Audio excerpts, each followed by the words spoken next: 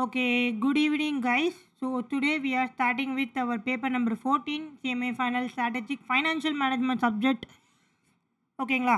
So எல்லாருமே பயப்படுற subject and then இது நம்ம எக்ஸாமில் எப்படி ஸ்கோர் பண்ண போகிறோன்ட்டு ஒரு லேக் ஆஃப் கான்ஃபிடென்ஸ் இருக்கும்.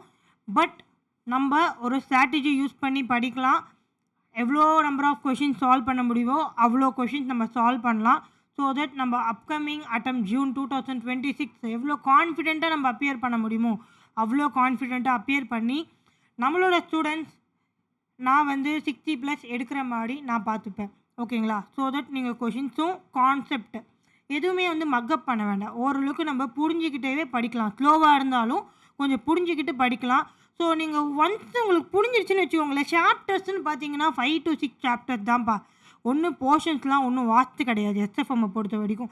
இதே நம்மளுக்கு டிடிலாம் எடுத்தால் நிறைய சாப்டர்ஸ் இருக்குது. பட் எஸ்எஃப்எம் அப்படி கிடையாது.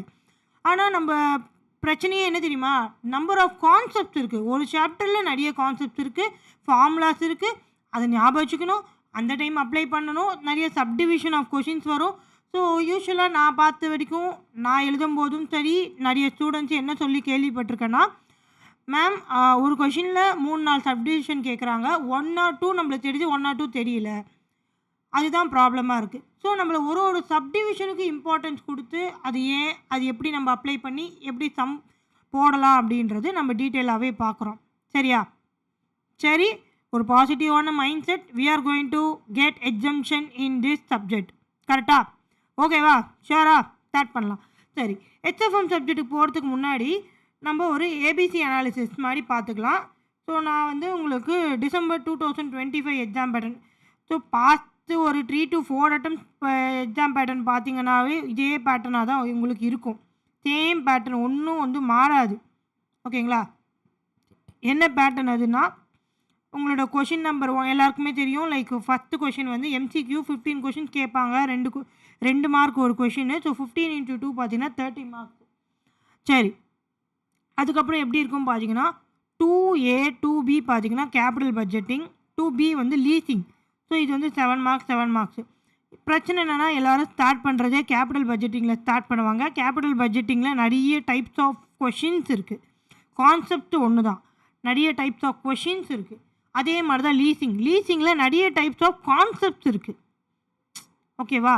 ஸோ ஸ்டார்டிங்கே நம்ம கேபிட்டல் பட்ஜெட்டிங் லீசிங் எடுத்தோம்னா ரொம்ப போர் அடிக்கும். ப்ளஸ் எப்படா இதை முடிக்கிறது, மற்ற சாப்டருக்கு எப்படா போகிறதுன்ற மாதிரி இருக்கும். டு பி ஹானஸ்ட், நான் உங்களுக்கு ஒரு ட்ரிக் சொல்கிறேன். அதுக்காக நான் இது கவர் பண்ண மாட்டேன்னு சொல்லலை.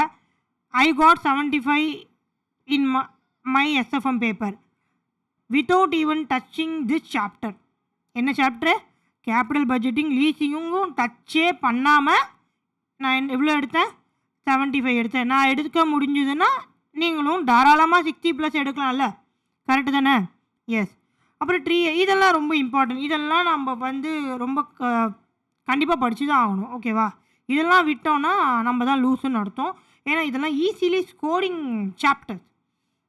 ஓகே, 3A நான் இதை விட சொல்லின்னு சொல்லலாமா, நம்ம லாஸ்ட்டாக படிக்கலாம். பட் நான் இதை விட்டுட்டு தான் 75 எடுத்தேன். அது உங்களுக்கு ஹானஸ்ட்டாக நான் சொல்லிக்கிறேன். பட் இது நம்ம லாஸ்ட்டாக படிக்கலாம். இந்த நாலேஜ் நம்மளுக்கு கண்டிப்பாக தேவை. கேபிட்டல் பட்ஜெட்டிங் லீசிங் நாலேஜ் தேவை. எதுக்குன்னா, எக்ஸாமுக்கு இல்லைனாலும் ப்ராக்டிக்கலாக after you qualified your CMA ஒர்க்குக்குன்னு பார்த்தீங்கன்னா உங்களுக்கு ரொம்ப ரொம்ப இம்பார்ட்டண்ட் இது ரெண்டும். ஏன்னா நம்மளோட சிஎம்ஏல ஸ்கோர் சப்ஜெக்ட்ஸ்ன்னு பார்த்தீங்கன்னா காஸ்டிங்கும் எஸ்எஃப்எம்மும் தான். அதில் one of the main matter இது கேபிட்டல் பட்ஜெட்டிங். ஸோ அதை நம்ம படிப்போம். பட் இப்படிக்கு இதை கொஞ்சம் ஓரமாக எடுத்து வச்சுட்டு எதுலெல்லாம் ஸ்கோர் பண்ண முடியுமோ அதெல்லாம் கவர் பண்ணிவிட்டு அதுக்கப்புறம் இங்கே வரலாம். ஓகேவா? ஸோ ரிஸ்கி ப்ரொபோசல்ஸ் உங்களுக்கு ஈஸியாக தான் இருக்கும். தென் பார்த்தீங்கன்னா 3B security analysis, 4A security analysis. ஓகேங்களா? ஸோ இந்த எப்படி செட் பண்ணியிருக்காங்க பாருங்களேன். 3ல் Bயில் செக்யூரிட்டி அனாலிசிஸ், 4ல் Aவில் செக்யூரிட்டி அனாலிசிஸ். ஸோ நீங்கள் செக்யூரிட்டி அனாலிசிஸ் படித்து தான் ஆகணும். ஏன்னா 2 கொஷின் அதில் இன்வால்வ் இருக்குது. 2 கொஷின்னா 14 + 14 28 மார்க்ஸ் உங்களுக்கு வருது. அண்ட் தென் ரிஸ்கி ப்ரொபோசல்ஸும் மியூச்சுவல் ஃபண்ட்ஸும் உங்களுக்கு ஈஸியாக தான் இருக்கும். ஓகேவா? நான் சில நம்பர் ஆஃப் சம்ஸ் சொல்கிறேன். கான்செப்ட் முடிச்சுட்டு அந்த நம்பர் ஆஃப் சம்ஸ் நம்ம போட்டுட்டோன்னா ரிஸ்கி ப்ரொபோசல்ஸும் மியூச்சுவல் ஃபண்ட்ஸும் நம்ம ஈஸியாக முடிச்சிடலாம். பட் நான் அதை வச்சு ஸ்டார்ட் பண்ணலாம். ஏன்னா இது ஸ்டார்ட் பண்ணி 30 சம் போட ஆரம்பித்தோன்னா இன்னும் கொஞ்சம் இம்பார்ட்டண்ட்டான சாப்டர்ஸ்லாம் நம்ம படிக்கிறதுக்கு லேட் ஆகிடும். ஸோ இந்த செக்யூரிட்டி அனாலிசிஸுமே எப்படி இருக்கும்னு பார்த்தீங்கன்னா, இந்த ட்ரீ பி இருக்குல்ல, நான் பார்த்து ஒரு 4 அட்டெம்ப்ட் கொஷின் பேப்பரை வச்சு நான் உங்களுக்கு சொல்கிறேன். இந்த ட்ரீ பி பார்த்தீங்கன்னா உங்களுக்கு செக்யூரிட்டி வேல்யூவேஷன்லேருந்து கேட்பாங்க. ஓகேவா? ஸோ உங்கள் செக்யூரிட்டி அனாலிசிஸ் எப்படி பிரிஞ்சிருக்குன்னா பார்த்தீங்கன்னா ஷேர்ஸு, பாண்டு. ஓகேவா? ஸோ இப்போ ரீசெண்ட் அட்டம்ப்ட்ஸ்லாம் இந்த 4A என்னவாக இருக்குன்னா பாண்டு வேல்யூவேஷனாக இருக்கும். 4A என்னவாக இருக்கும்? பாண்டு வேல்யூவேஷனாக இருக்கும். 3B என்னவாக இருக்குன்னா ஷேர் வேல்யூவேஷனாக இருக்கும். ஓகேவா? சரி, 4B பார்த்தீங்கன்னா மியூச்சுவல் ஃபண்ட்ஸ். ஸோ நான் என்ன சொல்லணும்னா ஃபஸ்ட்டு இந்த 2 கொஷின் நம்ம இந்த 2 கொஷினுமே சூப்பராக அட்டன் பண்ணுற மாதிரி இருக்கணும். நெக்ஸ்ட்டு தான் நம்மளோட போர்ட்ஃபோலியோ மேனேஜ்மெண்ட். போர்ட்ஃபோலியோ மேனேஜ்மெண்ட்றது ஒரு சாப்டர். ஆனால் அதுலேருந்து நம்மளுக்கு 2 கொஷின் வருது. எவ்வளோ மார்க்ஸு? 14 மார்க்ஸ் வருது. ஸோ உன்னோட 1 மார்க்ஸு எல்லாம் சேர்த்தா ஒரு 18 மார்க்ஸ் எதுலேருந்து மட்டும் வருது? போர்ட்ஃபோலியோ மேனேஜ்மெண்ட்லேருந்து மட்டும் வருது. ஓகேவா? ஸோ போர்ட்ஃபோலியோ மேனேஜ்மெண்ட் மட்டும் நம்ம படித்தா நம்மளுக்கு என்னவா? 18 மார்க்ஸு. அதே மாதிரி ஒரு சாப்டர் தான் என்னது? டெரிவேட்டிவ்ஸ். டெரிவேட்டிவ்ஸ் வந்து கொஞ்சம் வாஸ்ட்டாக இருக்கும். பட் நம்ம ரொம்ப செலக்டிவாக இல்லாமல் கான்செப்ட் புரிஞ்சுக்கிட்டு மோஸ்ட் ரிப்பிட்டேட்டிவான like important sums and then எக்ஸாமுக்கு போதுமான அளவுக்கு சம்ஸ் படித்தாலே அதுவுமே நம்மளுக்கு 14 மார்க்ஸு. தென்னு பார்த்தீங்கன்னா உங்களோட ஃபாரெக்ஸ் தான் கொஞ்சம் டஃப்பாக ஃபீல் பண்ணுவாங்க. But don't worry, I will try as much as possible to make it simple. எவ்வளோ நம்ம ட்ரை பண்ணுமோ அவ்வளோ சிம்பிளாக நான் எடுத்துகிட்டு வரேன் உங்களுக்கு ஃபாரெக்ஸ். ஓகேவா? அதுக்கப்புறம் தியரி. ஸோ நான் எஸ்எஃப்எம் பொறுத்த வரைக்கும் என்ன சொல்லுவேன்னா, உனக்கு ஒரு 2 ஆப்ஷன் தான் கண்ணா. நீ கேபிட்டல் பட்ஜெட்டிங் லீசிங் படிக்கிறியா? இருங்க. நீ கேபிட்டல் பட்ஜெட்டிங் லீசிங் படிக்கிறியா? அப்போது தாராளமாக தியரியை விட்டுரு. ஆனால் நான் என்ன சொல்லுவேன்னா, நீ இது எவ்வளோ படித்தாலும் அங்கே சம்மு கஷ்டமாக தான் தெரியும் உனக்கு. அதுக்கு இது படி, தியரி மட்டும் விடாத. தியரியில் செலக்டிவாக உனக்கு 3 சாப்டர் தான் இருக்குது. தியரியில் எத்தனை சாப்டர் இருக்குது? நம்ம புக்கு இவ்வளோ பெருசாக இருக்குது. பட் நம்ம அவ்வளோ சம்ஸ்லாம் நம்ம போட வேணாம். ஓகேவா? நான் எது வந்து இம்பார்ட்டண்ட்டோ, எது வந்து எக்ஸாம் ஓரியன்டோ நான் சொல்கிறேன். புக்கில் இருக்க சம்லாம் போட்டாலும் நம்மளுக்கு யூஸ் கிடையாது. ஓகேவா? சரி, தியரி வந்து வெரி வெரி இம்பார்ட்டன்ட். 3 சாப்டர் தான்மா இருக்குது. அதுலேருந்து அழகாக நம்ம 14 மார்க்ஸ் உங்களுக்கு வந்து 3 to 4 கொஷின்ஸ் கேட்பாங்க. ஸோ ஈஸியாக நம்ம 14 மார்க்ஸ் எடுக்கலாம். ஸோ நான் 75 எப்படி எடுத்தேன்னா, தியரி நான் என்ன சாப்டர் ஸ்கிப் பண்ணேன்னு நான் சொல்கிறேன். எக்ஸாம் இப்போ படித்தேன்றதை விட எக்ஸாம் டைமில் நான் என்ன மேம் எழுதணும்னா, நான் இது எழுதலை. எது எழுதலை? கேபிட்டல் பட்ஜெட்டிங் லீசிங் எழுதலை, ஃபாரெக்ஸு எழுதலை. ஓகேவா? இது 2ம் எழுதாமல் தான் எவ்வளோ எடுத்தேன்? 75 எடுத்தேன்.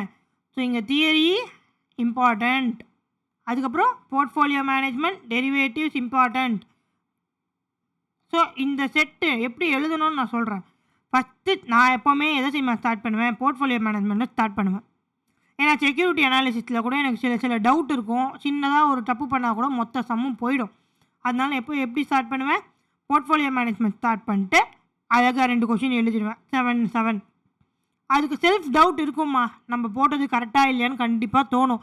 அதெல்லாம் கவலைப்படக்கூடாது. எக்ஸாம் ஹாலில் உட்காந்துட்டோம், நம்ம படித்ததெல்லாம் அங்கே அப்ளை பண்ணணும். எப்போவுமே வந்து 100% வந்து 100 மார்க்ஸ் எழுதுகிற மாதிரி பாருங்கள். லைக் வந்து 100 மார்க்ஸுமே ஆன்சர் எழுதுகிற மாதிரி பாருங்கள். அவங்க எத்தனை கொஷின் கேட்டிருக்காங்க மேம்? 7 கொஷின்ஸில் 5 கொஷின்ஸ் எழுத சொல்லியிருக்காங்க. 5ல் உனக்கு A-B இருக்கும். எல்லாமே எழுது, எதுவுமே விட. தெரியலன்னா கூட ஏதாவது அப்ளை பண்ணு. ரொம்ப தெரியலன்ற மாதிரி எக்ஸாம் ஹாலுக்கு போகாத. கொஞ்சமாச்சும் நிறைய கற்றுக்கிட்டு போ. ஸோ நான் ஃபஸ்ட்டு போர்ட்ஃபோலியோ மேனேஜ்மெண்ட் அட்டன் பண்ணுவேன், டெரிவேட்டிவ்ஸ் அட்டன் பண்ணுவேன். அதுக்கப்புறம் எங்கே போயிடுவேன்னா மியூச்சுவல் ஃபண்ட்ஸுக்கு போயிடுவேன். இதுக்கு கேப் விட்டுருவேன். செக்யூரிட்டி அனாலிசிஸ் டவுட்டாக இருக்குன்னா கேப் விட்டுட்டு மியூச்சுவல் ஃபண்ட்ஸுக்கு போயிடுவேன். அதுக்கப்புறம் கேப் விட்டுட்டு ரிஸ்கி ப்ரொபோசல்ஸ் போயிடுவேன். அதுக்கப்புறம் செக்யூரிட்டி அனாலிசிஸ் வருவேன். லாஸ்ட்டாக தியரி வருவேன். இதுதான் எனக்கு 75க்கு ஹெல்ப் ஆச்சு. 75 is very good mark in SFM, தெரியும்ல? ஸோ அப்போது நான் 75 எடுக்க முடிஞ்சுன்னா உங்களால் 60+ எடுக்க முடியுமா? எஸ் 100% எடுக்க முடியும். சரியா? ஸோ இது நான் ஏபிசின்னு பிடிச்சிருக்கேன். It's not relevant for us now. இதுதான் நம்மளோட பேப்பர் பேட்டர்ன். உங்களுக்கு ஒரு ஐடியா வந்திருக்கும், எந்த கொஷினில் ஸ்டார்ட் பண்ணணும், எப்படி போகணும், எந்த கொஷின் ஸ்கிப் பண்ணலாம். நான் சொல்கிறது படிக்கிறதுக்கு இல்லை, எக்ஸாம் டைமில் நீ எப்படி ப்ரொசீட் பண்ணணும்னு நான் சொன்னேன். சரி, இப்போது நான் யூஸ்வலாக எக்ஸாம் டைமில் எந்த கொஷின் ஸ்டார்ட் பண்ணுவேன்? போர்ட்ஃபோலியோ மேனேஜ்மெண்ட் ஸ்டார்ட் பண்ணுவேன். அப்போது நம்ம இப்போ என்ன ஸ்டார்ட் பண்ண போகிறோம்னா, yes we are going to start with portfolio management. Start பண்ணலாமா? Okay ma'am, portfolio management. சரி மேம், என்னது மேம் இது போர்ட்ஃபோலியோ மேனேஜ்மெண்ட் அப்படின்னா என்னது மேம் அப்படின்னா, சரி நான் உங்களுக்காக ரொம்ப சிம்பிளிஃபைடாக நோட் பண்ணியிருக்கேன் டாக்கண்ணா. So make use of it.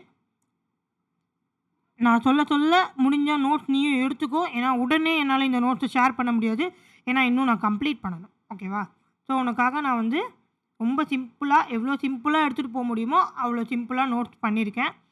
என்னால் உடனே இப்போ ஷேர் பண்ண முடியாது, ஏன்னா போர்ட்ஃபோலியோ மேனேஜ்மெண்ட் கம்ப்ளீட்டாக முடிக்க நம்மளுக்கு 10 to 10 days மேலேயே ஆகும். ஸோ தட் அதுக்கப்புறம் தான் உனக்கு நான் ஷேர் பண்ண முடியும். இல்லைனா உனக்கு தேவையில்லாமல் நிறைய பிடிஎஃப் ஷேர் பண்ணுற மாதிரி இருக்கும். மேக்ஸிமம் நான் சொல்லவே நோட்ஸ் வந்து நீ அழகாக எழுதிக்கிட்டேன்னா உனக்கும் ஒரு ரைட்டிங் ப்ராக்டிஸ் ஆன மாதிரி இருக்கும். கரெக்டாக? சரி, மேனேஜ்மெண்ட் அப்படின்னா எல்லாருக்கும் தெரியும், ஒன்று மேனேஜ் பண்ணுறது. மேனேஜ்மெண்ட்லாம் நம்ம பிகாம் 12th படிச்சிருப்போம். What is the definition of management? ஒரு விஷயத்த நம்ம கரெக்டாக மேனேஜ் பண்ணுறது. போர்ட்ஃபோலியோனா என்ன? இப்போது இந்த போர்ட்ஃபோலியோனா என்னென்னு பார்க்குறதுக்கு முன்னாடி நம்ம வந்து சில விஷயங்கள்லாம் பார்க்கலாம். என்னென்னா, என் பேர் என்ன ma'am? My name is Janani. Janani கிட்ட கொஞ்சம் சேவிங்ஸ் இருக்கான். எவ்வளோ அமௌண்ட் இருக்குதுன்னு பார்த்தீங்கன்னா 1 lakh அமௌண்ட் ஆஃப் சேவிங்ஸ் இருக்குது. இப்போது 1 lakhன்றது என்கிட்ட 1 lakh amount save. For example 1 lakh என்கிட்ட கேஷ் இருக்குது. நான் நல்லா சேவ் பண்ணிட்டே வரேங்கடா. 2 years 3 years சேவ் பண்ணிட்டே வரேன். ஒரு திரும்பி சும்மா என் சேவிங்ஸ் எவ்வளோ இருக்குதுன்னு எடுத்து பார்த்தேன்னா 1 lakh இருக்குது. இப்போ அந்த 1 lakh நான் பீரோலேயே வச்சுருந்தா ஏதாவது யூஸ் இருக்குமாம்மா? கண்டிப்பாக யூஸ்லாம் 1 lakh இருக்கும். நம்ம இன்டர் லெவலில் என்ன படிச்சிருக்கோம்? டைம் வேல்யூ ஆஃப் மணின்னு ஒன்று படிச்சிருக்கோம். ஸோ நான் இதை 1 lakh நான் சும்மா பேங்க்கில் போய் போட்டு வச்சுருந்தானா கூட எனக்கு இன்ட்ரெஸ்ட்டாக ஒரு மினிமம் 6 to 7% கிடச்சிருக்கும். பட் நான் இதை வீட்டில் வச்சுருக்கிறதுனால ஏதாவது யூஸ் இருக்காடா? இல்லைம்மா, யூஸ் இல்லை. அப்போது நான் வேறு குவாலிஃபைடு சிஎம்ஏ. ஸோ என் மூளை எப்படி யோசிக்கும்? இன்வெஸ்ட் பண்ணலாம், எங்கேயாச்சும் இன்வெஸ்ட் பண்ணலாம் அப்படின்னு தோணும். சரி, ஓகே, நீங்கள் சொன்ன மாதிரி மேம் பேங்க்லேயே போய் டெபாசிட் பண்ணலாம்ல சொல்லுவீங்க. டெபாசிட் பண்ணலாம்டா, ஆனால் வந்து பெரிய க்ரோத் இருக்காது. நான் வேறு நம்ம வேறு எஸ்எஃப்எம்லாம் படிச்சிருக்கோம். So we are expecting some sort of return, right? So நம்ம எஸ்எஃப்எம் படிச்சிருக்கிறதுனால என் மூளை எப்படி வேலை செய்யுதுன்னா, எனக்கு இன்னும் அதிகமான ரிட்டர்ன் வேணும். ரிட்டர்ன்னா என்னது? நான் டெஃபினிஷன் சொல்கிறேன், எல்லாம் எழுதியிருக்கேன். We will see it. ஓகேவா? ஸோ நான் என்ன எக்ஸ்பெக்ட் பண்ணுறேன்னா, நீங்கள் இன்டர் லெவலில் இந்த டைம் வேல்யூ ஆஃப் மணி அப்படின்னு சொல்லிட்டு ஃபினான்ஷியல் மேனேஜ்மெண்ட்டில் படிச்சிருப்பீங்க. அதில் என்ன படிச்சிருப்போம்? மேம் யாருமே காசு சும்மா கொடுக்க மாட்டாங்க. என்ன எக்ஸ்பெக்ட் பண்ணுறாங்கன்னா, ஒரு அமௌண்ட் எக்ஸ்பெக்ட் பண்ணுறாங்க, அதுதான் இன்ட்ரெஸ்ட் அப்படின்னு சொல்லிட்டு நம்ம அதெல்லாம் படிச்சிருக்கோம். ஏன் அதை எக்ஸ்பெக்ட் பண்ணுறாங்க? ஆமாம், ஏன்னா ப்ரெசென்ட் வேல்யூவில் என்கிட்ட 10 ரூபா இருக்கிறது பெருசா, இல்லை ஒரு வருஷம் கழித்து திருப்பி அதே 10 ரூபா உங்ககிட்ட கொடுத்தா நீ சந்தோஷப்படுவியா? இப்போ சேஃப் ஃபார் எக்ஸாம்பிள் நம்ம கிளாஸில் பிரியா இருக்காங்க. ஸோ பிரியா கிட்ட நான் போய் இன்றைக்கி நான் 10 rupees தரேன், அப்போது நீ ஹாப்பி ஆவியா? இல்லை ஆஃப்டர் 1 year உனக்கு 10 rupees கொடுத்தா ஹாப்பி ஆவியா? உடனே நீ என்ன பதில் சொல்லுவேன்? மேம் நீங்கள் இன்றைக்கே 10 rupees கொடுத்தா தான் நான் ஹாப்பியாக ஃபீல் பண்ணுவேன். ஏன்னா இன்றைக்கி 10 rupeesல உன்னால் டைரி மில்க் வாங்க முடியும். ஆஃப்டர் 1 year கண்டிப்பாக அதே 10 rupeesக்கு உன்னால் டைரி மில்க் வாங்க முடியுமான்னு தெரியாது. ஏன்? Inflation, prices are increasing. Year போக போக ப்ரைஸ் இன்க்ரீஸ் ஆகும். ஸோ இன்றைக்கி இருக்கிற 10 rupeesக்கு தான் வேல்யூ அதிகம். ஸோ இதெல்லாம் inter level concept. I am just giving you the background. ஓகேவா? சரி, நான் இந்த 1 lakh வந்து என்ன பண்ணணும்னு நினைக்கிறேன்னா, க்ரோ பண்ணணும்னு நினைக்கிறேன். 1 lakh வந்து 1,10,000 ஆகணும், 1,50,000 ஆகணும், அப்படி ஆகணும்னு நான் ஃபீல் பண்ணுறேன். ஓகேவா? ஓகே, பட் மேம் இது இப்படியே வச்சுருந்தேன், வீட்லேயே பீரோவில் வச்சுருந்தா அந்த 1 lakh க்ரோ ஆகுமான்னு கேட்டிங்கன்னா கண்டிப்பாக க்ரோ ஆகாது. So we need to do one investment. நான் ஆல்ரெடி சொன்ன மாதிரி I am CMA qualified. So நான் என்ன பண்ணுறேன்னா, நான் எஸ்எஃப்எம் வேறு படிச்சிருக்கேன். நான் எடுத்து பார்க்குறேன் என்னென்ன ஆப்ஷன்ஸ் இருக்குது, இன்வெஸ்ட்மெண்ட் பண்ண என்னென்ன ஆப்ஷன்ஸ் இருக்குதுன்னு பார்க்கும்போது, ஓகே நான் ஒன்று போய் ரியல் எஸ்டேட்டில் இன்வெஸ்ட் பண்ணலாம், அப்படி இல்லைன்னா ஏதாவது ஒரு ஷார்ட் டேர்ம் ப்ராஃபிட் கொடுக்குற மாதிரி ப்ராஜெக்டில் இன்வெஸ்ட் பண்ணலாம். அப்படி இல்லைன்னா ஏதாவது பிஸ்னஸில் போய் இன்வெஸ்ட் பண்ணலாம். இல்லைனா ஏதாவது ஒரு பிளான்ட் அண்ட் மெஷினரி வாங்கலாம். அப்படி இல்லைன்னா செக்யூரிட்டிஸில் போய் இன்வெஸ்ட் பண்ணலாம். செக்யூரிட்டிஸ்ன்றது ஒரு டேர்மு, ஆனால் அதுக்கு நிறைய மீனிங் இருக்குது. ஐ மீன் செக்யூரிட்டிஸில் நிறைய இன்க்ளூட் ஆகும். செக்யூரிட்டிஸ் டெஃபினிஷன் பார்த்தீங்கன்னா அதில் வந்து மியூச்சுவல் ஃபண்ட்ஸ் இருக்கும், ப்ரிஃபரன்ஸ் ஷேர்ஸ் இருக்கும், ஈக்விட்டி ஷேர்ஸ் இருக்கும், பாண்ட்ஸ் இருக்கும், கோல்டு, இது மாதிரி நிறைய இருக்குது, ஸ்டாக்கு எக்ஸெட்ரா எக்ஸெட்ரா. சரியா? ஸோ இப்போ இதெல்லாம் இருக்குல்ல, இந்த பிஸ்னஸ்ஸு, பிளான்ட் அண்ட் மிஷினரி, ப்ராஜெக்ட்டுன்ட்டு இதிலலாம் இன்வெஸ்ட் பண்ணுறதை பற்றி நம்ம எங்கே டிஸ்கஸ் பண்ணியிருக்கோம்னா கேபிட்டல் பட்ஜெட்டிங்கில் டிஸ்கஸ் பண்ணியிருப்போம். எஸ், நம்மளுக்கு அட்வான்ஸ்டு கேபிட்டல் பட்ஜெட்டிங் இருக்குது. But still you would have already studied in your intermediate level. ஓகேவா? இன்டர்மீடியட் லெவலில் நீங்கள் ஆல்ரெடி படிச்சிருப்பீங்க கேபிட்டல் பட்ஜெட்டிங்கில். அதில் வந்து எப்படி நம்ம ப்ராஜெக்ட் வந்து அக்செப்ட் பண்ணலாமா வேண்டாமா, கேஷ் ஃப்ளோஸ் எவ்வளோன்னு எஸ்டிமேட் பண்ணுவோம், டிஸ்கவுண்டிங் ஃபேக்டர், இதெல்லாம் நம்ம ஆல்ரெடி இன்டரில் படித்தோம். ஃபைனலியும் இருக்குது, நம்ம கேபிட்டல் பட்ஜெட்டிங் போகிறப்போ பார்க்கலாம். ஸோ நான் இன்வெஸ்ட்மெண்ட் ஆப்ஷன்ஸ் என்னென்ன இருக்குதுன்னு பார்க்கும்போது என்னென்ன இருந்தது, எக்ஸாம்பிளுக்கு தான் எல்லாமே. ஓகேவா? Plant and machinery, real estate, project, business, securities. Ma'am இந்த சாப்டரில் நம்ம எதை பற்றி மேம் பார்க்க போகிறோம்? போர்ட்ஃபோலியோ மேனேஜ்மெண்ட்டில் எதை பற்றி பார்க்க போகிறோம் அப்படின்னா செக்யூரிட்டிஸ் பற்றி தான் மேம் பார்க்க போகிறோம். செக்யூரிட்டிஸில் என்னென்னலாம் இன்க்ளூடு, எல்லாமே include. Shares, debentures, bonds, gold ETF, stock. So security definition பார்த்தீங்கன்னா என்னென்னலாம் இன்க்ளூடடோ எல்லாமே included. So in this chapter portfolio management we will be discussing about investment in securities. இந்த சாப்டரில் எதை பற்றி டிஸ்கஸ் பண்ண போகிறோம்? இன்வெஸ்ட்மெண்ட் பண்ண போகிறேன் இன் செக்யூரிட்டிஸ். சிம்பிளாக சொல்லணும்னா ஜனனிக்கிட்ட இருக்கிற சேவிங்ஸ் 1 லேக்கை எங்கே நான் வந்து இன்வெஸ்ட் பண்ணுறதை மேனேஜ் பண்ண போகிறேன், செக்யூரிட்டிஸில் இன்வெஸ்ட் பண்ணுறதை பற்றி பேச போகிறோம். செக்யூரிட்டிஸ்னால் என்னென்ன மேம்? செக்யூரிட்டிஸ்னால் equity shares, preference shares, mutual fund, bonds, stock etcetera. இன்னும் நிறைய இருக்குது. ஓகேவா? டெஃபினிஷனில் என்னெல்லாம் வருமோ அதெல்லாம் வரும். இன் சிம்பிள், ரியல் எஸ்டேட்டில் இன்வெஸ்ட் பண்ணுறதை பற்றி இங்கே டிஸ்கஸ் பண்ண போகிறோமா, ப்ராஜெக்டில் இன்வெஸ்ட் பண்ணுறதை பற்றி இங்கே டிஸ்கஸ் பண்ண போகிறோம்னா கிடையாது. ரியல் எஸ்டேட்டில் ப்ராஜெக்டில் இன்வெஸ்ட் பண்ணுறதை பற்றிலாம் இங்கே டிஸ்கஸ் பண்ண போகிறது கிடையாது. We are going to discuss only about investment in securities. Investment in securities.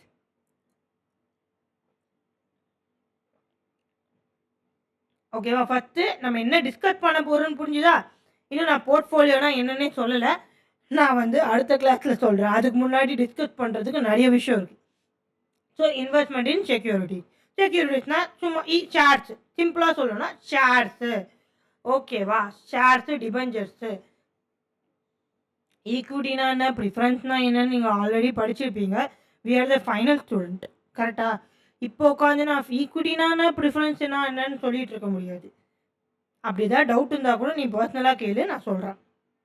Next, சரி மேம், நான் ஒரு சிஎம்ஏ குவாலிஃபைடு. யார்? ஜனனி பிரியா ஒரு சிஎம்ஏ குவாலிஃபைடு. எடுத்தோடனே போய் ஒரு ஷேரில் போய் நான் என் பணத்தை போட்டு ஷேர் வாங்கிடுவேனா? சே ஃபார் எக்ஸாம்பிள், ஒரு ஏபிசி லிமிடெட்னு ஒரு கம்பெனி இருக்குது. என்கிட்ட இருக்கிற 1 லேக்கை இருங்க, சரி, ஏபிசி லிமிடெட்னு ஒரு கம்பெனி இருக்குது. நம்மக்கிட்ட எவ்வளோ சேவிங்ஸ் இருக்குது? 1 லேக் இருக்குது மேம். இப்போ 1 லேக் ஏபிசி லிமிடெட் கிட்ட ஒரு ஷேர் வந்து எவ்வளோவா? சே ஃபார் எக்ஸாம்பிள் 1000 வச்சுக்கோ. இப்போ நான் 1 லேக் இன்வெஸ்ட் பண்ணால் எத்தனை ஷேர் வாங்கணும்? 1 லேக். ஸோ சிம்பிளாக கிராஸ் மல்டிப்ளை பண்ணி, எல்லாமே கிராஸ் மல்டிப்ளை தான். ஸோ 100 ஷேர்ஸ் வாங்கலாம். எவ்வளோ ஷேர்ஸ் வாங்கலாம்? 100 ஷேர்ஸ் வாங்கலாம்.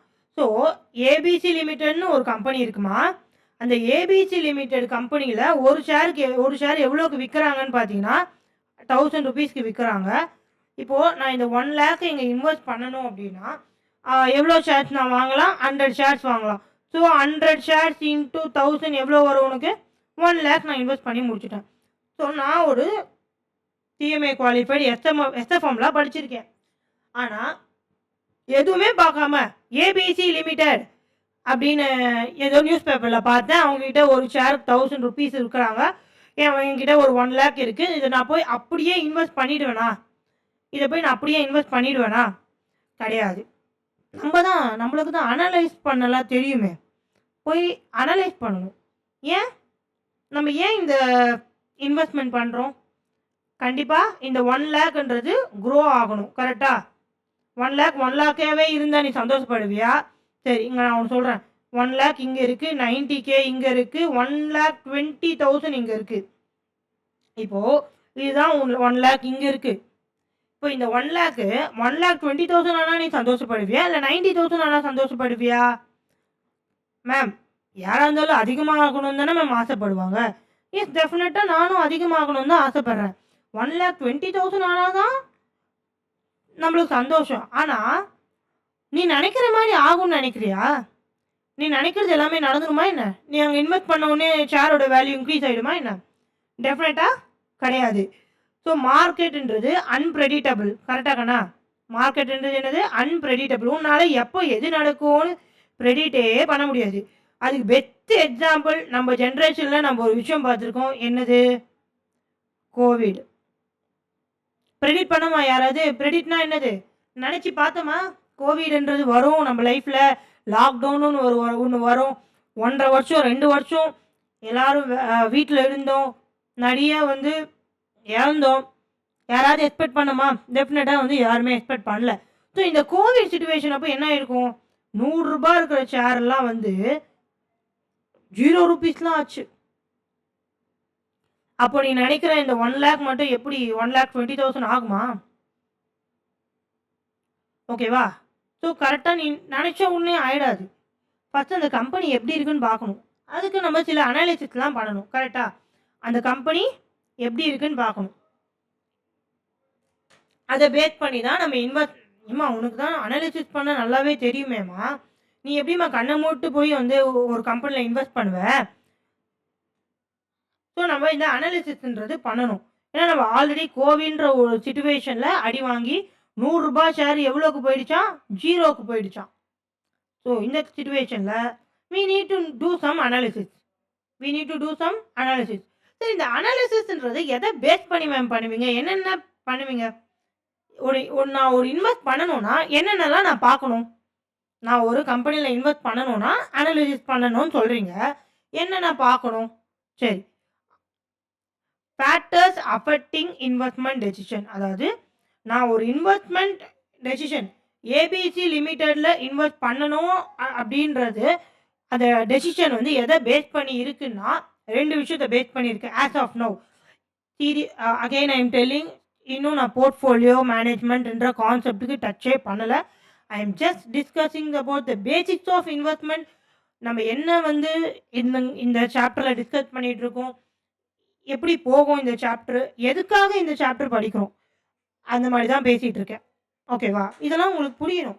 எடுத்த உடனே ஃபார்முலா √(x²y²) சத்தியமாக போர் அடிச்சிடும். அப்புறம் நம்மளுக்கு கொலாப்ஸ் ஆகிடும். நான் ஃபேஸ் பண்ணியிருக்கேன், அதனால சொல்கிறேன். ஓகேவா? சரி, factors affecting investment decision. So நான் ஒரு டெசிஷன் எடுக்கணும். என்ன டெசிஷன்? என்னோட 1 லேக்கை ஏபிசி லிமிட்டடில் நான் இன்வெஸ்ட் பண்ணலாமா வேணாமான்ற டெசிஷன் எடுக்கணும். ஓகேவா? என்னோட 1 லேக்கை ஏபிசி லிமிட்டடில் நான் இன்வெஸ்ட் பண்ணலாமா வேண்டாமான்னு ஒரு டெசிஷன் எடுக்கணும். ஸோ நான் எதை பேஸ் பண்ணி ஒரு டெசிஷன் எடுப்பேன்? அந்த கம்பெனியை அனலைஸ் பண்ணணும். என்னென்ன அனாலிசிஸ் பண்ணணும்னா 2 ஃபேக்டர் இருக்குது. என்ன 2 ஃபேக்டர்? ஒன்று ரிட்டனு, ஒன்று ரிஸ்க்கு. ரிட்டன்னா என்னது? அந்த கம்பெனியில் ரிட்டனுக்கு நான் ஒரு சிம்பிள் வேர்ட்ஸில் டெஃபினிஷன் போட்டிருக்கேன்.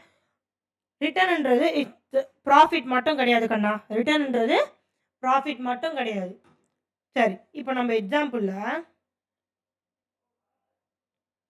1 லேக் 1,20,000 ஆச்சுன்னா உன்னோட ப்ராஃபிட் எவ்வளோ கண்ணா?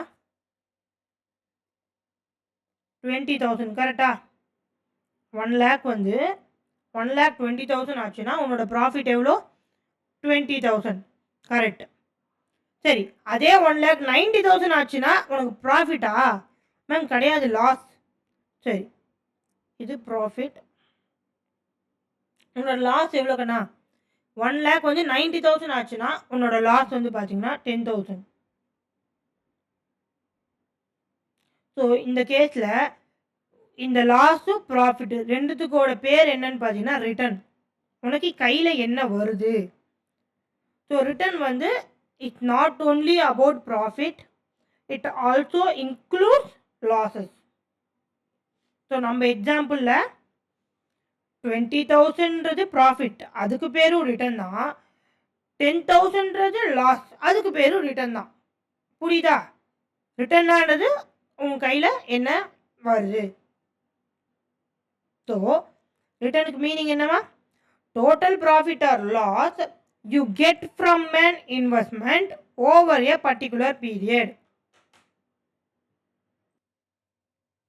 Okay, total profit or loss you get from an investment for a particular period அப்படின்னா நம்ம இன்வெஸ்ட் பண்ணி இன்றைக்கே அந்த காசு எடுத்துட மாட்டோம், அது க்ரோ ஆக வெயிட் பண்ணுறோம். ஸோ க்ரோ ஆகணும்னா அதுக்கு டைம் கொடுக்கணும்.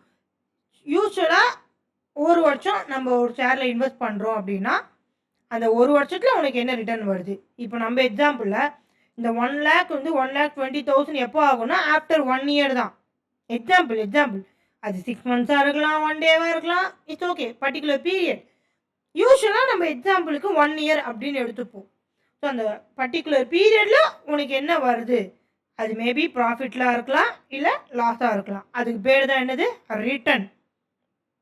சரி, நெக்ஸ்ட் வந்து ரிஸ்க்குனா என்னன்னா, நம்ம எக்ஸாம்பிளில் பாரு, 1,20,000 சூப்பர், வெரி குட். நம்ம வந்து ஒன்றுமே பண்ணாமல் ஜஸ்ட் அந்த 1 lakh இன்வெஸ்ட் பண்ணி எவ்வளோ சம்பாதிச்சிருக்கோம், 20,000 சம்பாதிச்சிருக்கோம். பட் அதே சுச்சுவேஷன் இருக்குமான்னு தெரியாது. இட் மேபி என்ன ஆகலாம், 1,90,000 ஆகலாமா, ஆகாம இருக்க சான்ஸே இல்லையா? There is a chance. என்ன, 1,90,000 ஆகிறதுக்கு சான்ஸ் இருக்கா? எஸ் இருக்குது. 1 lakh வந்து 90,000 ஆகலாம். ஸோ இதுதான் என்னது, ரிஸ்க்கு. ஸோ நீ ஒரு இடத்துல இன்வெஸ்ட் பண்ணுறேன்னா உன்னோட எக்ஸ்பெக்டேஷன் தான் ரிட்டர்ன். என்னோட எக்ஸ்பெக்டேஷன் என்னது, மேம் நான் 1,20,000 ஆகணும்னு சொன்னது எக்ஸ்பெக்டேஷன். ஆனால் தேர் இஸ் எ சான்ஸ் 1,90,000 கூட ஆகலாம். அந்த சான்ஸ் தான் என்னதுமா, ரிஸ்க்கு. ஸோ ரிஸ்க்கு மீனிங் என்ன, chance of not getting the expected return from an investment. So நம்ம எக்ஸாம்பிளில் பார்த்தீங்கன்னா 1 lakh, இங்கே 1,20,000, இங்கே 90,000. ஸோ 1,20,000ன்றது இப்போ 1,20,000 ஆயிடுச்சுன்னா நான் போட்டது 1 lakh, எனக்கு வந்தது 1,20,000. நான் எவ்வளோ ப்ராஃபிட் ஏர்ன் பண்ணேன், 20,000. இது சூப்பர்.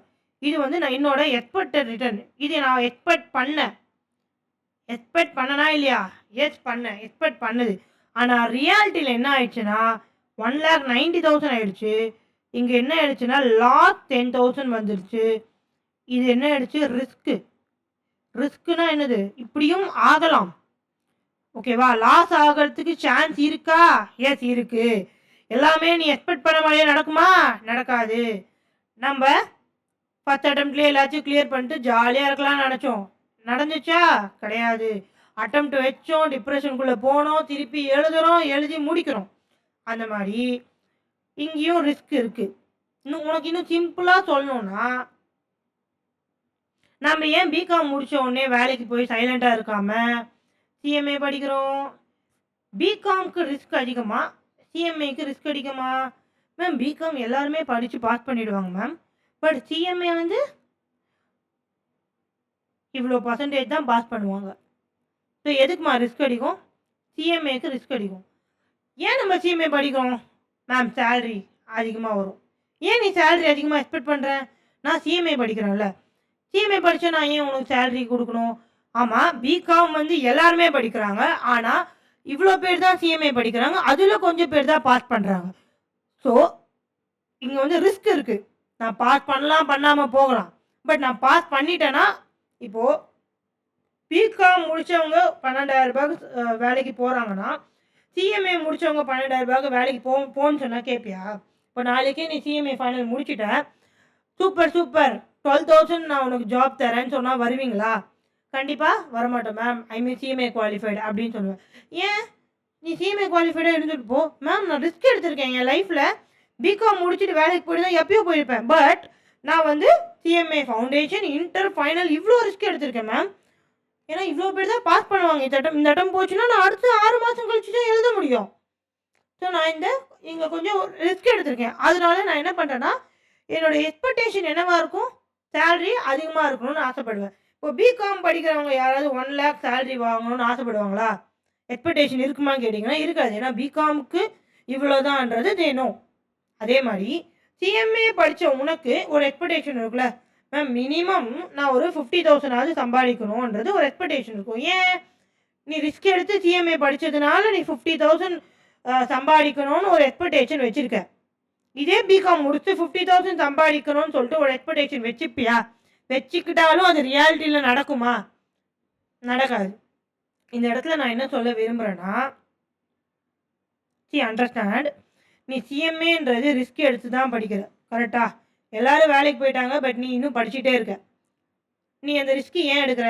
உன்னோட எக்ஸ்பெக்டேஷன் அதிகமாக இருக்குது. டேக் ஆன் எக்ஸாம்பிள், உனக்கு பர் மந்த் சேலரி 12,000 போதும். அதை வச்சு நீ ஜாலியாக இருக்கலான்னு நினச்சிட்டு இருக்கேன்னு வச்சுக்கோ. நீ சிஎம்ஏ படிக்க போறியா? கிடையாது. 12,000 வாங்கிட்டு போகிற. ஆனால் உன்னோட எக்ஸ்பெக்டேஷன் என்னவா இருக்குமா? 50,000 இருக்குது. ஓகேவா? ஸோ அதுக்கு நீ ரிஸ்க் எடுக்கிற. என்ன ரிஸ்க் எடுக்கிறேன்? எல்லோரும் வேலைக்கு போயிட்டாங்க, பட் நான் still studying for my CMA inter and CMA final. திருப்பி என்ன படிச்சுட்டு இருக்குமா? சிஎம்ஏ ஃபைனல் படிச்சுட்டு இருக்கேன், கரெக்டா? எஸ். இந்த ரிஸ்க்கு என்னால் நீ என்ன எக்ஸ்பெக்ட் பண்ணுற? மேம் நான் சிஎம்ஏ முடிச்சிருக்கேன், எனக்கு 50,000 சேலரி வேணும்.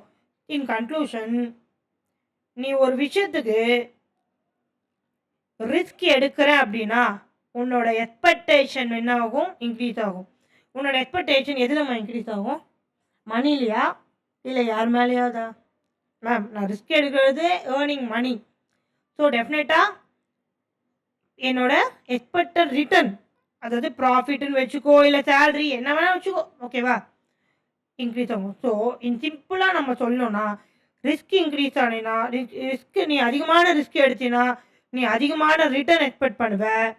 இல்லை நான் ரிஸ்க்கு கம்மியாக எடுத்தேன்னா நான் கம்மியான ரிட்டர்ன் எக்ஸ்பெக்ட் பண்ணுவேன். அதுக்கு பெஸ்ட் எக்ஸாம்பிள் நம்ம லைஃப்பில் நடக்கிறது. நான் ரிஸ்கே எடுக்க போகிறதில்லப்பா, நான் பிகாம் மட்டும்தான்ப்பா படிக்க போகிறேன். நான் ரிஸ்கே எடுக்க போகிறதில்ல, பிகாம் மட்டும் படிக்கிறேன்.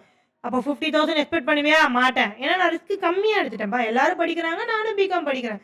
அப்போ 12,000 அவ்வளோதான், ஓகேவா, முடிஞ்சிடுச்சு. 12,000 வச்சு ஸ்டார்ட் பண்ண உங்கள் லைஃப்பை. இல்லை நான் ரிஸ்க் எடுக்கிறேன், என்ன பண்ணுறேன்? சிஎம்ஏ இல்லை சிஏ இல்லை சிஎஸ் இல்லை எல்எல்பி அந்த மாதிரி ஏதோ படிக்கிறேன், ஓகேவா? கொஞ்சம் டைம் இன்வெஸ்ட் பண்ணி நான் ரிஸ்க் எடுத்து படிக்கிறேன். இப்போ 12,000 கொடுத்தா நீ ஒத்துப்பியா? இல்லை மேம் நான் ரிஸ்க் எடுத்திருக்கேன், சிஎம்ஏ படிக்கிறேன், சிஎம்ஏ முடிச்சுட்டேன், எனக்கு ரிட்டர்ன் அதிகமாக வேணும். எவ்வளோ எடுத்து பார்ப்பேன்? 60K. சிம்பிள் வேர்ட்ஸில் என்ன சொல்லலாம்? இது வந்து அப்புறமா யூஸ் ஆகும். பேசிக்காக இப்போது நம்ம பிகாம் சிஎம்ஏ வச்சு இந்த எக்ஸாம்பிள் புரிஞ்சுக்கோ. சிம்பிளாக என்ன சொல்லலாம்? மேம் ரிஸ்க் அதிகமாக எடுத்தேன்னா நான் ரிட்டர்னும் அதிகமாக எக்ஸ்பெக்ட் பண்ணுவேன். நான் ரிஸ்க்கு கம்மியாக எடுத்தேன்னா ரிட்டர்ன் கம்மியாக எக்ஸ்பெக்ட் பண்ணுவேன். அதுக்கு பெஸ்ட் எக்ஸாம்பிள், ரிஸ்க்கு கம்மியாக பிகாம் படித்தா போதும்னு விட்டேன்னா எனக்கு 12,000 போதும், நான் சைலண்ட்டாக இருக்கணும். இல்லை நான் சிஎம்ஏ படிக்கணும்னு முடிவு பண்ணேன்னா நான் ரிட்டர்ன் கண்டிப்பாக 50K per month எக்ஸ்பெக்ட் பண்ணுவேன். புரியுதா?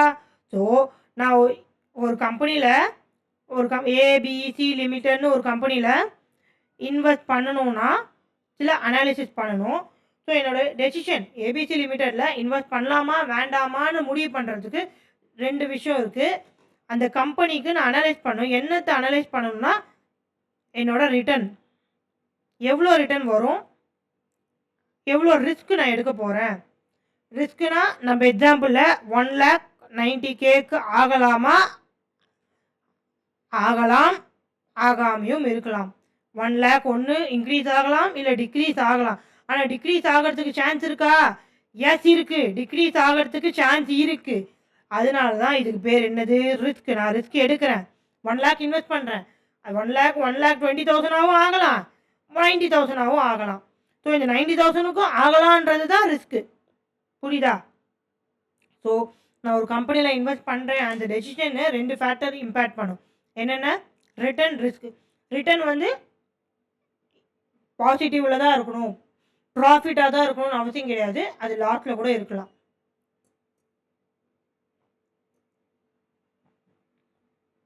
ஸோ ஒரு பர்டிகுலர் பீரியட் யூஸ்வலாக நம்ம எக்ஸாம்பிளுக்கு என்ன எடுத்துப்போம், 1 இயர் எடுத்துப்போம். ஸோ இந்த ரிஸ்க் ரிட்டர்ன் நோட் பண்ணிக்கோங்கன்னா, இதுக்கு எக்ஸாம்பிளாக வந்து நம்மளோட பிகாம் சிஎம்ஏ கூட எடுத்துக்கோ. ஸோ அது உனக்கு எக்ஸாம் டைம் பார்க்கும்போது நல்லா ஞாபகம் வரும். இது வந்து ரொம்ப ரொம்ப பேசிக்மா. நம்ம எஃப்எம்மோட பேசிக்கே இதுதான். ரிஸ்க் அதிகமாக இருந்தால் ரிட்டர்ன் அதிகமாக இருக்கும், ரிஸ்க் கம்மியாக இருந்தால் ரிட்டர்ன் கம்மியாக இருக்கும். ஓகேவா?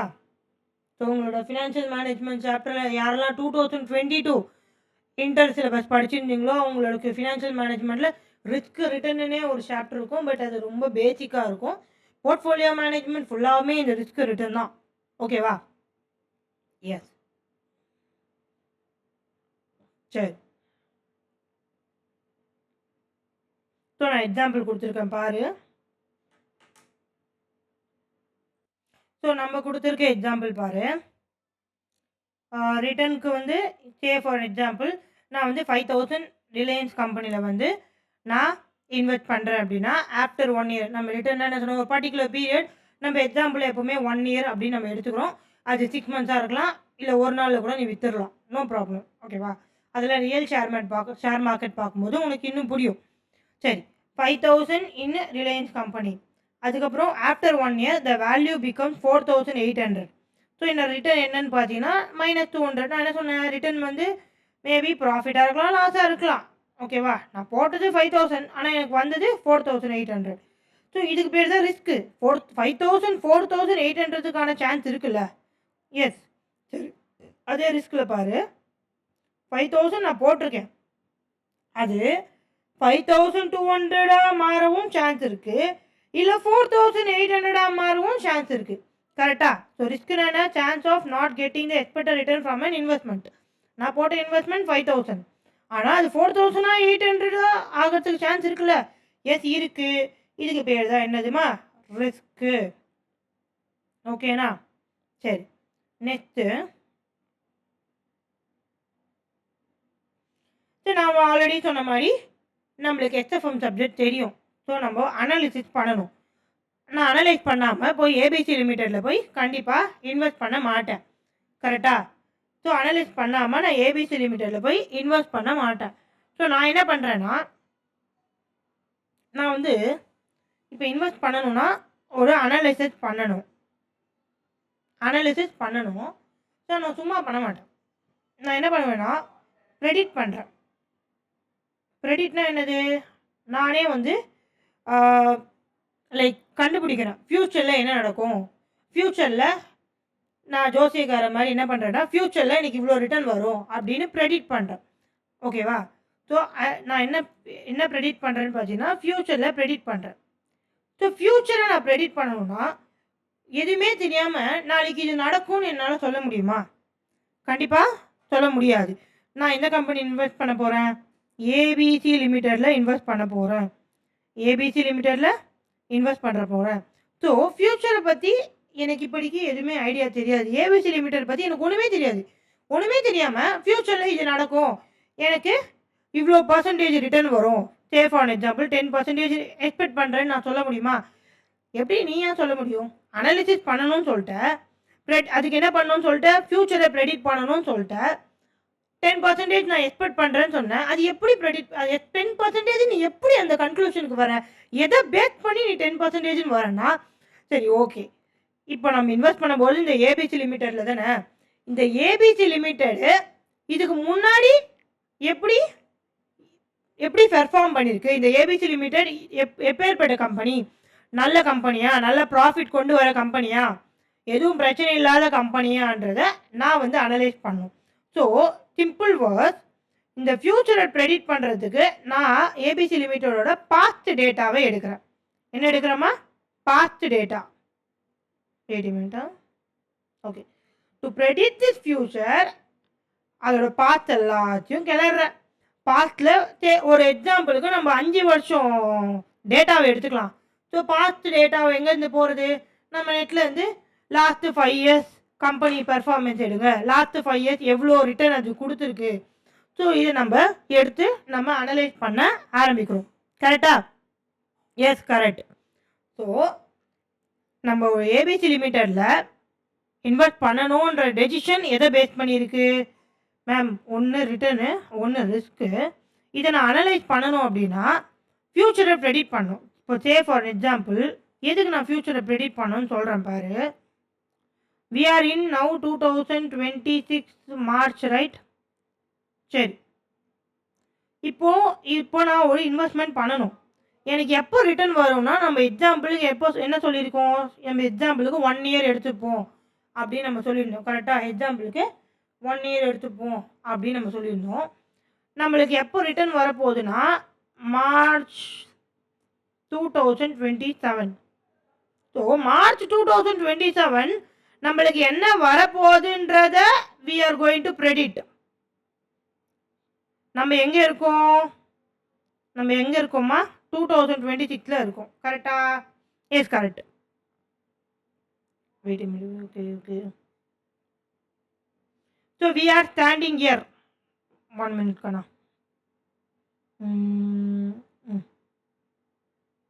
So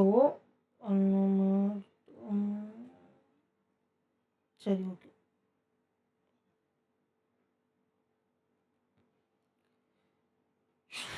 Okay, done. So we are standing year. இங்கே தான் நின்றுட்டு இருக்கோம். எங்கே? மார்ச் 2026. இப்போது 2027ன்றது எங்கே இருக்குது? இங்கே நடுவில் என்ன இருக்குது? 1 இயர் இருக்குது. மார்ச் 2027 தான் நான் இப்போது மார்ச் 2026 இன்வெஸ்ட் பண்ணனா 1 lakh இன்வெஸ்ட் பண்ணனா எனக்கு ரிட்டர்ன் எப்போ கிடைக்கும்? மார்ச் 2027. ஸோ இங்கே எனக்கு என்ன ரிட்டர்ன் கிடைக்க போகுதுன்றத நான் வந்து ப்ரெடிக்ட் பண்ணுறேன். ஸோ மார்ச் 2027ன்றது என்னது? ஃப்யூச்சர். கரெக்டா? மார்ச் 2027ன்றது என்னதுமா? ஃப்யூச்சர். ஸோ நான் ஃப்யூச்சர் எப்படி ப்ரெடிக்ட் பண்ணணும்? இங்கே என்ன எனக்கு ரிட்டர்ன் கிடைக்க போகுதுன்றது I am going to predict. ஓகேவா? இது எப்படி நான் ப்ரெடிக்ட் பண்ணுவேன்னா எனக்கு இந்த கம்பெனி பற்றி ஒன்றுமே தெரியாது. ஏபிசி லிமிடெட் பற்றி கம்பெனி பற்றி ஒன்றுமே கிடையாது. ஸோ மார்ச் 2027 எனக்கு எவ்வளோ ரிட்டர்ன் கிடைக்கணுன்றது நான் இங்கே நின்றுக்கிட்டே ப்ரெடிக்ட் பண்ணணும். அப்போ இங்கே நின்றுட்டே நான் ப்ரெடிக்ட் பண்ணணும்னா எனக்கு அந்த கம்பெனி பற்றி தெரியணும். அந்த கம்பெனி பற்றி தெரியணும்னா எனக்கு டேட்டா வேணும். என்ன டேட்டா எடுத்துப்பேன்னா பாஸ்ட் டேட்டா எடுத்துப்பேன். பாஸ்ட் எத்தனை வருஷம்? எக்ஸாம்பிளுக்கு நம்ம சம்மிலலாம் யூஸ்வலாக 5 இயர்ஸ் டேட்டா இருக்கும். ஓகேவா? சம்மில் வந்து யூஸ்வலாக எவ்வளோ இயர்ஸ் டேட்டா இருக்குமா? 5 இயர்ஸ் டேட்டா இருக்கும். ஸோ நம்ம பாஸ்ட் 5 இயர்ஸ் டேட்டாவை எடுத்துக்கிட்டு என்ன பண்ணலான்னா ஃப்யூச்சரை ப்ரெடிக்ட் பண்ணலாம். மார்ச் 2020 அந்த 5 இயர்ஸ் எப்படி 5 இயர்ஸ் டேட்டா நம்ம எடுத்து அனலைஸ் பண்ணணும்னு வச்சுக்கோங்க. நம்மளுக்கு என்ன தெரிஞ்சிடும்னா ட்ரெண்டுன்னு ஒரு விஷயம் புரிஞ்சிடும்.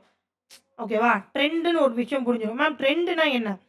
ட்ரெண்டுனா வந்து கம்பெனி இந்த டைமில் இப்படி போகுது, இந்த டைமில் நல்லா ப்ராஃபிட் கொடுக்குது, இந்த டைமில் லோவாக இருக்குது.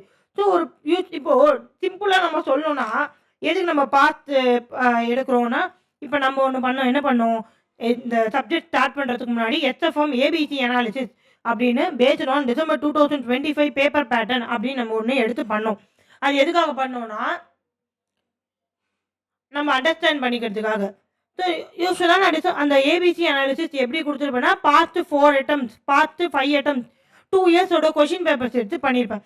எதுக்காக நான் 2 இயர்ஸ் கொஷின் பேப்பர் எடுத்து பண்ணுறேன்னா எந்த மாதிரி இருக்குது பார்த்து டேட்டா எடுத்து நான் உங்களுக்கு ஜூன் எப்படி வரும் அப்படின்றது நான் சொன்னேன்னா இப்போ நான் பண்ணதுக்கு பேர் என்னது தான்? நான் என்ன பண்ணியிருக்கேன்? ப்ரெடிக்ட் பண்ணியிருக்கேன். ஃப்யூச்சர் எதை பேஸ் பண்ணி? பாஸ்ட் டேட்டா வச்சு. நம்மளோட SFM ABC analysis is best example to predict future based on past performance. ஓகேவா? இதுலேருந்து நம்ம என்ன எக்ஸ்பெக்ட் பண்ணுறோம்? நான் சொன்னதை வச்சு பாஸ்ட் டேட்டா வச்சு உங்களுக்கு சொல்லி கொடுத்துருக்கேன். இப்போது என்ன சொன்னேன்? மேம் என்ன சொல்லிட்டாங்க? கேபிட்டல் பட்ஜெட்டிங், லீசிங்ன்றது லாஸ்ட்டாக படிச்சுக்கோன்னு சொல்லிட்டாங்க. Portfolio management, derivatives, security analysis, mutual funds, risky proposals, இவ்வளோதான் நான் சாப்டர்ஸ் 6 சாப்டர்ஸ் தான் இருக்குது. தியரி நான் கண்டிப்பாக படிக்க சொல்லிட்டாங்க.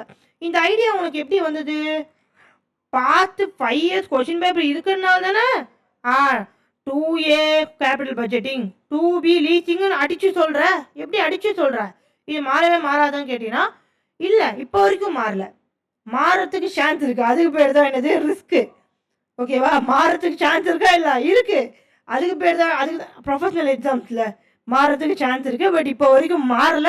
We are also expecting the same question paper pattern in our June 2026 examination. ஓகேவா? புரியுதாக்கண்ணா? நான் வந்து இன்ட்ரோடக்ஷன் கிளாஸ்ன்றதுனால ஒரு லாஜிக்காக உனக்கு சொல்லிக் கொடுக்கணும்னு நினைக்கிறேன். எடுத்தோடனே சம் போட்டோன்னா உனக்கு ஜாலியாக தான் இருக்கும், சம் போடுறோன்ட்டு. பட் எக்ஸாமுக்கு யூஸ்ஃபுல் கிடையாது. எடுத்தோடனே சம் போடுறதுனால உன்னால் எக்ஸாமில் போய் தடுமாறக்கூடாதுன்னு தான் நான் ஒரு விஷயத்தையும் இவ்வளோ டீட்டெயிலாக சொல்லிகிட்டு இருக்கேன். புரியுதா? ஸோ எக்ஸாம்பிள் புரிஞ்சுதா? நம்மளோட எஸ்எஃப்எம் ஏபிசி அனாலிசிஸ் மாதிரி நம்ம எங்கே நிற்கிறோம்? மார்ச் 2026 நிற்கிறோம். But we are going to predict March 2027 return. நான் ப்ரெடிக்ட் பண்ணணும்னா எனக்கு டேட்டா வேணும். டேட்டா எங்கேருந்து எடுப்பேன்? பார்த்து 5 இயர்ஸ் ஓட ப்ராஃபிட் எவ்வளோ வருது, எவ்வளோ ரிட்டர்ன் கொடுத்துருக்காங்க அப்படின்னு நான் எடுத்துப்பேன். ஓகேவா? I hope you are able to understand this. Okay, சரி, நம்ம எக்ஸாம்பிளுக்கு வா. ஜனனி வாண்ட்ஸ் டு, இதை வந்து நீ சிம்பிளாக ரீட் பண்ணாலே புரியும். பட் நான் இவ்வளோ டிஸ்கஸ் பண்ணுறேன். ஸோ தட் உனக்கு இந்த நான் நிறைய எக்ஸாம்பிள் சொல்ல உன் மைண்டில் ரெஜிஸ்டர் ஆகிட்டே வந்ததுன்னா கான்செப்ட் நல்லா மண்டையில் உட்காந்துக்கும். ஓகேவா? இதை நீ படித்தாலே புரிஞ்சுதுன்னா. ஆனால் இப்போ நம்ம இவ்வளோ டிஸ்கஸ் பண்ணோம்ல, அந்த மாதிரி இருக்காதுல்ல. இப்போ என்ன இருக்குது, இது ஜஸ்ட் என்ன 2 லைன் தான் இருக்குது. பட் நம்ம அந்த ரிஸ்க் ரிட்டர்ன் புரியறதுக்கே வி டுக் அரவுண்ட் 30 minutes. கரெக்டா? எஸ். சரி. Janani wants to invest in ABC limited. So she wants to analyse the எதுக்காக பாஸ்ட் பெர்ஃபார்மன்ஸ், எதுக்கு ப்ரெடிக்ட், அதெல்லாம் நம்ம டிஸ்கஸ் பண்ணோம். So she wants to analyse the past performance to predict the future. ஓகேண்ணா? Okay. So she wants to invest in year 2026. She analyse 2025 performance. ஓகேவா? So நம்ம இந்த எக்ஸாம்பிளில் நான் 2025 நிற்கிற மாதிரி வச்சுக்கோ. நான் 2026 இன்வெஸ்ட்மெண்ட் என்னவாக ஆகலாம், ரிட்டர்ன் என்னவாக ஆகலாம் அப்படின்றத நான் ப்ரெடிக்ட் பண்ண போகிறேன். 2025. Okay, best. சரி, லெட் டேக் பாஸ்ட் 1 year எக்ஸாம்பிள். சரி, நான் ஒரு 1 year எக்ஸாம்பிள் எடுத்துக்கிறேன். ஓகேவா? அதாவது அந்த இயர் பிகினிங்கில், ஃபார் எக்ஸாம்பிள் இங்கே 2025 எடுத்துக்கோங்க. அந்த இயரோட பிகினிங்கில், சரி, சே ஃபார் எக்ஸாம்பிள் January 1, 2025 வச்சுக்கோ. January 1, 2025 ஏபிசி லிமிட்டடோட ஒரு ஷேரோட ப்ரைஸ், அதாவது பிகினிங்ன்றது ஆஃப் த இயர் தான் வந்து P0 அப்படின்னு சொல்லுவோம். எப்படி சொல்லுவோம்? P0 ப்ரைஸ் தான் வந்து P. ஓகேவா? ஸோ பிகினிங் ஆஃப் த இயரில் ப்ரைஸ் எவ்வளோ வந்திருக்குன்னா P0 எவ்வளோ வந்திருக்குன்னா 100 வந்திருக்குறா. ஆனால் அட் த எண்ட் ஆஃப் அந்த இயர் முடியும் போது, இந்த எக்ஸாம்பிளில் 31/12/25 வச்சுக்கோ. அந்த இயர் எண்டோட ப்ரைஸை நம்ம என்ன சொல்லுவோம்னா P1 சொல்லுவோம். So at the start of the year price நம்ம என்ன சொல்லுவோம்? P0 சொல்லுவோம். At the end of the year price என்ன சொல்லுவோம்? P1 சொல்லுவோம். ஸோ அந்த P1 வந்து எவ்வளோ ஆயிருக்குன்னா 110 ஆயிருக்கு. ஸோ இதுக்கு நடுவில், சரி, இந்த எக்ஸாம்பிள் போடுறதுக்கு முன்னாடி நான் இன்னொரு கதை இன்க்ளூட் பண்ணுறேன். சரி, யூஸ்வலாக நான் ஒரு இன்வெஸ்டர்மா, ஜனனின்றது ஒரு இன்வெஸ்டர். ஸோ நான் ஒரு கம்பெனியில் இன்வெஸ்ட் பண்ணுறேன் அப்படின்னா நான் ஒரு 2 விஷயத்தை எக்ஸ்பெக்ட் பண்ணுவேன். என்ன எக்ஸ்பெக்ட் பண்ணுவேன் அப்படின்னா ஒரு 2 விஷயத்தை எக்ஸ்பெக்ட் பண்ணுவேன். ஒன்றுன்றது டிவிடெண்ட். இது நீங்கள் லாலெல்லாம் படிச்சிருப்பீங்க, கரெக்டாமா? உங்களுக்கே பேசிக்காக ஒரு ஐடியா இருக்கும். டிவிடெண்ட்றது ப்ராஃபிட்டில் ஒரு பர்டிகுலர் பர்சன்டேஜ் நம்ம ஷேர் பண்ணுறோம். ப்ராஃபிட்டில் சர்டன் பர்சன்டேஜ் வந்து ஷேர் பண்ணுறோம் கம்பெனிக்கிட்டேருந்து. கரெக்டாக? இது எதனால ஷேர் பண்ணுறோம், எதுக்காக அவங்க கொடுக்கணும், அந்த தலையெழுத்தெல்லாம் நீ லால படிச்சிருப்ப. ஈக்குவிட்டி ஷேர்னா ஃபஸ்ட்டு ஷேர்னா என்ன ஆல்ரெடி உனக்கு தெரியும். சரி, ஸோ நான் ஒரு கம்பெனியில் நான் இன்வெஸ்ட் பண்ணுறேன், ஏபிசி லிமிட்டடில் நான் இன்வெஸ்ட் பண்ணுறேன்னா ஆஸ் எ இன்வெஸ்டார், ஜனனின்றது investor, I will expect 2 things. என்னென்ன எக்ஸ்பெக்ட் பண்ணுவேன்னு பார்த்தீங்கன்னா, ஒன்று டிவிடெண்ட். ஸோ அதில் வந்து பர்சன்டேஜ் ஆஃப் ப்ராஃபிட்டில் ஒரு பர்டிகுலர் பர்சன்டேஜ் கேட்பேன். ஓகே, இன்னும் அனதர் திங் என்ன எக்ஸ்பெக்ட் பண்ணேன், அதுதான் நம்மளோட எக்ஸாம்பிள்மா. என்னன்னா, நான் இன்வெஸ்ட் பண்ணது இங்கே நிற்கிறேன்ல, இன்வெஸ்ட் பண்ணது வந்து 1000. ஆனால் அந்த ஷேரை நான் விற்கும்போது ஒரு பர்டிகுலர் பீரியட் நான் வச்சுருக்கேன். நம்ம எக்ஸாம்பிளில் எப்போவுமே பர்டிகுலர் பீரியட் என்னவா இருக்கும்? 1 இயராக இருக்கும். ஓகேவா? ஸோ 1 இயரில் பர்டிகுலர் பீரியடில் நான் விற்கும்போது என்ன ஆயிருக்குன்னா 1200. ஸோ 1000 நான் இன்வெஸ்ட் பண்ணது 1000, ஆனால் எனக்கு வந்தது என்னவா இருக்கும்?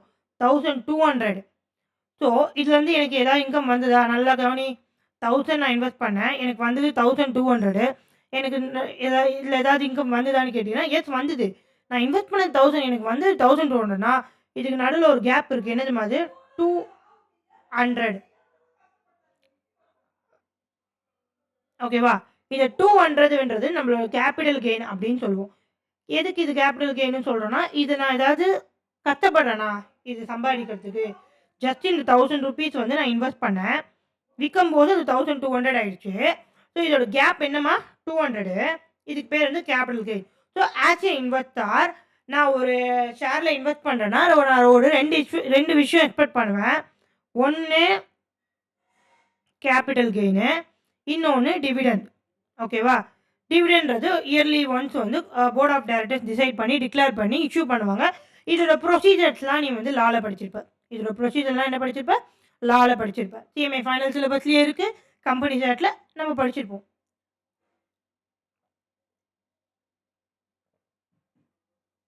ஓகேவா? சரி.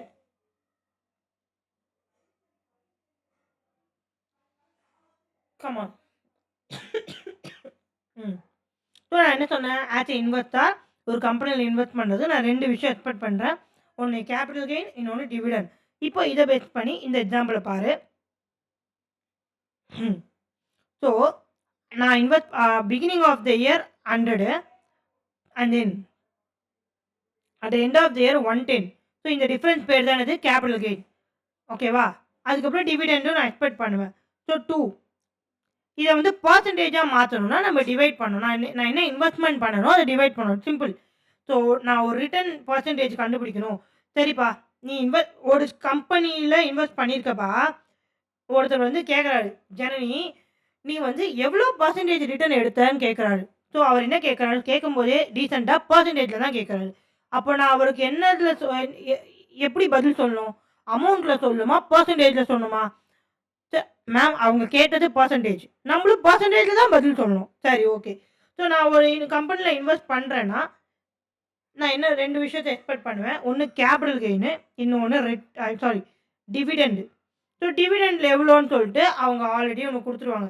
டிவிடெண்ட்றது at the end of the இயரில் கொடுக்குறது. அதனால அது D1 சொல்கிறோம். இல்லை பிகினிங் ஆஃப் த இயர் அப்படின்னா, இல்லை போன வருஷம் அப்படின்னா அது D0 சொல்லுவோம்.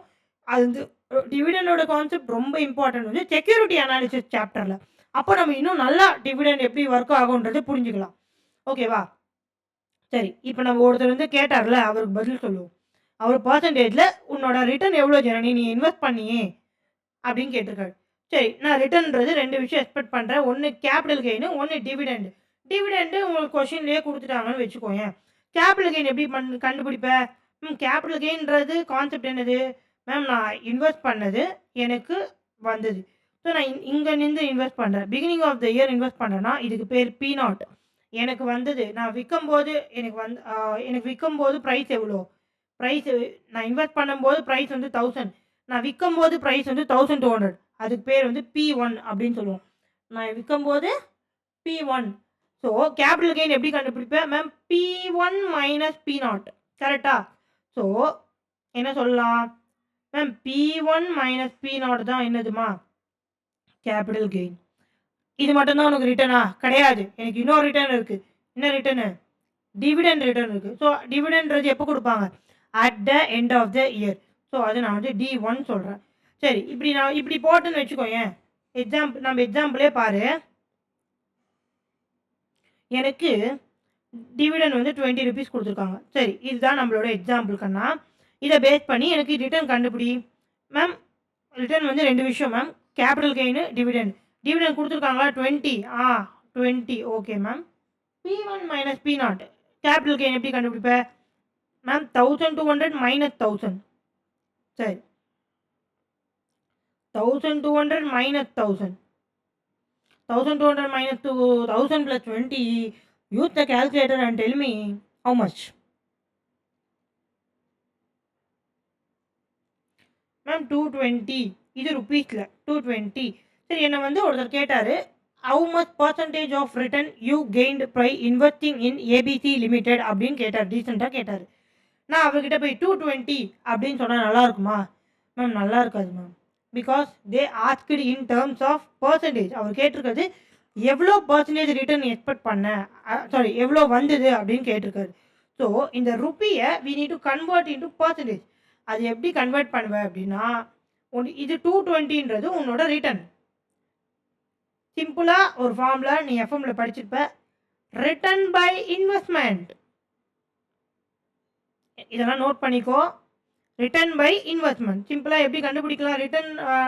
ஸோ நம்ம ரிட்டர்ன் வந்து ருப்பீஸில் இருக்குன்னா இந்த ருப்பீஸை we need to convert into percentage.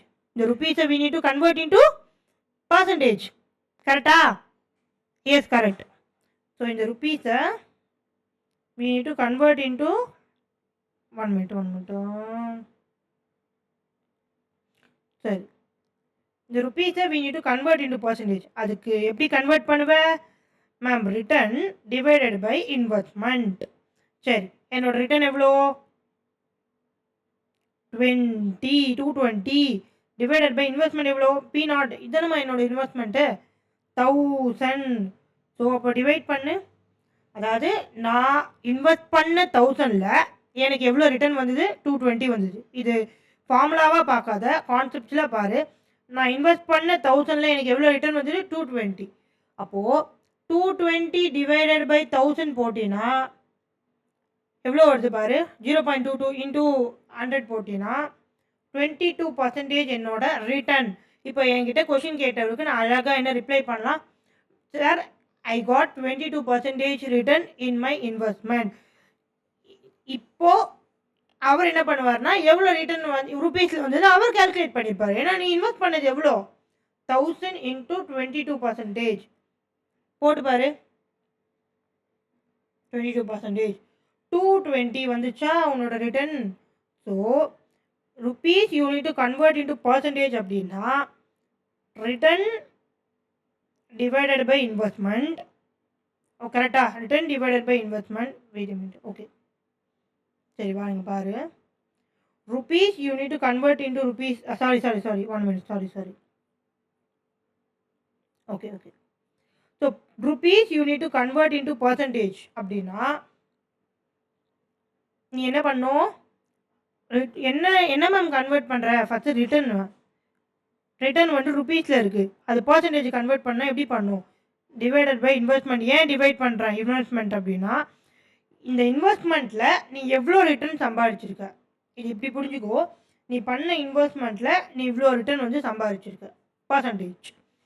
அப்போது இந்த ஃபார்முலாவை நான் இப்படி போட்டேன்னா ரிட்டர்ன் என்னென்ன? சரி, ரிட்டர்ன்னா என்னென்ன எக்ஸ்பெக்ட் பண்ணுவேன் மேம்? கேபிட்டல் கெயின், டிவிடெண்ட் எப்போ வரும்? At the end of the year 1.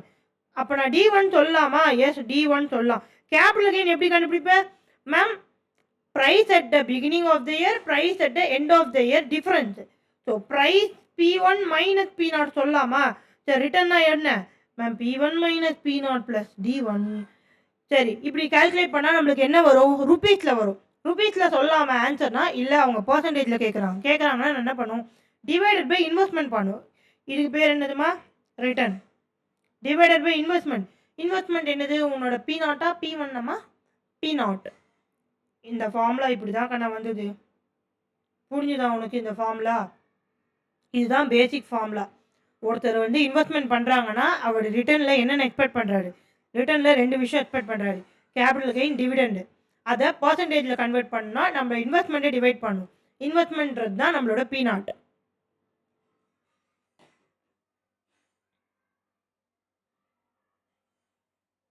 So இந்த எக்ஸாம்பிளில் பாரு.